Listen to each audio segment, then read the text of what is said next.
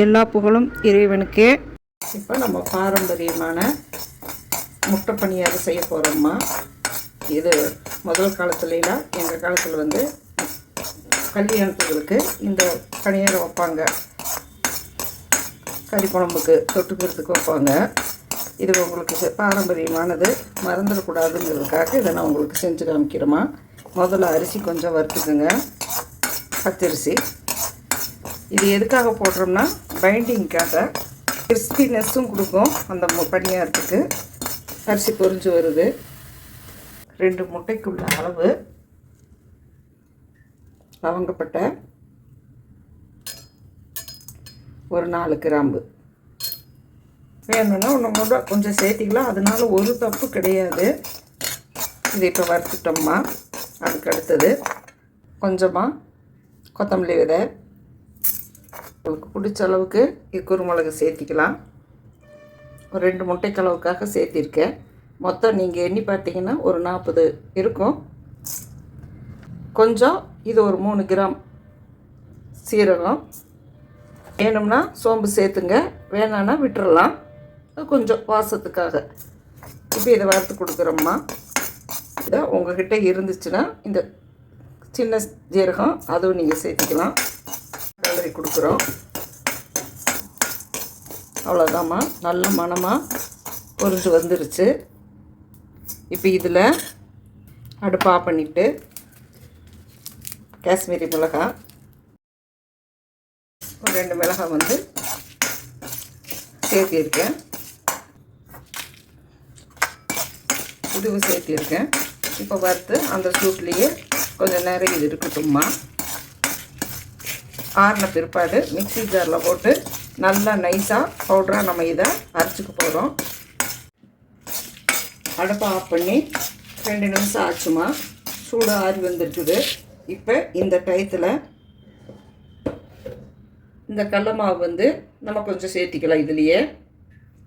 இது எதுக்காக இந்த இடத்துல கடல மாவு நான் சேர்த்துறேன்னா, அந்த பணியாரம் நல்ல கலர் கிடைக்கும், அதுக்காகத்தான். அதிலே வறுத்து விட்டுருங்க. இது ஒரு பக்கம் ஆறிட்டு இருக்கட்டும்மா.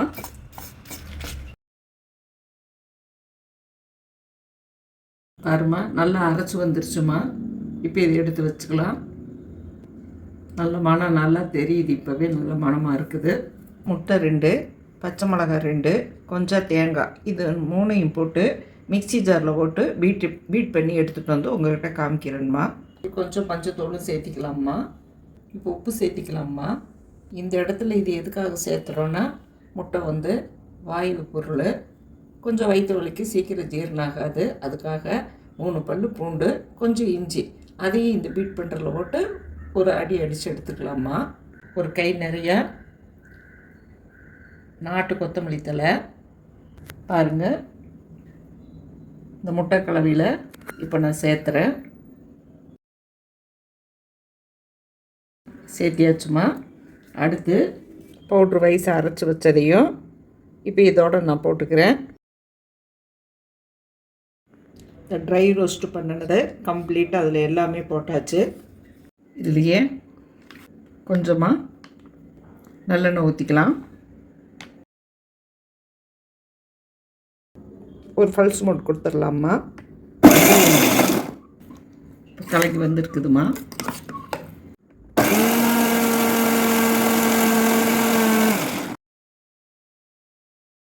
பாருங்கள், எல்லாமே நல்லா கலந்து வந்திருக்கு. பாருங்கள், பொடி பொடியாக அறுத்து வச்சுருக்கேன். வெங்காயம் போட்ட பிற்பாடு இங்கே பாருங்கள், பல்ஸ்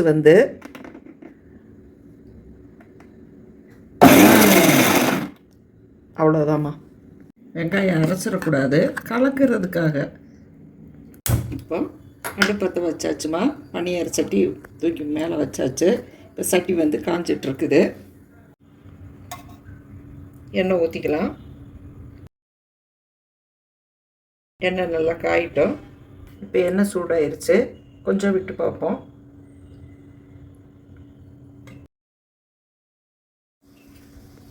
பாருங்கள், கொஞ்சம் ஒரு துளி ஊற்றி பார்த்தாச்சு. நாங்கள் முதல்ல உப்பு பார்த்துட்டோம்மா. இப்போ ஊற்ற போகிறோம்.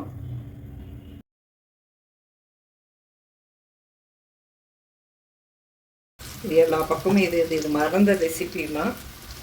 ஸ்லோ ஃபயரில் வச்சுக்கோங்க. அப்படியே ஸ்லோ ஃபயரில் வெந்து வரட்டும்மா. கிளைமேட்டு சேஞ்ச் ஆகிருக்கிறதுனாலமா மிளகும் கிராம்பும் அதிகமாக நான் இந்த டிஷ்ஷில் சேர்த்திருக்கேன்.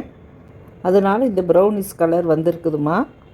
இது இந்த மசாலா பொடி மசாலா அரைச்சிட்டு அந்த காலத்தில் அம்மியில் அரைச்சிட்டு வெங்காயத்தை பொடி பொடியாக அறுத்ததை வச்சு அதையும் வச்சு ஒரு நசுக்கி ஒரு சின்ன பாத்திரத்தில் போட்டு முட்டையை பொத்து ஊற்றி உப்பு போட்டு கலக்கி மஞ்சத்தூள் போட்டு கலக்கி ஊற்றுவாங்கம்மா.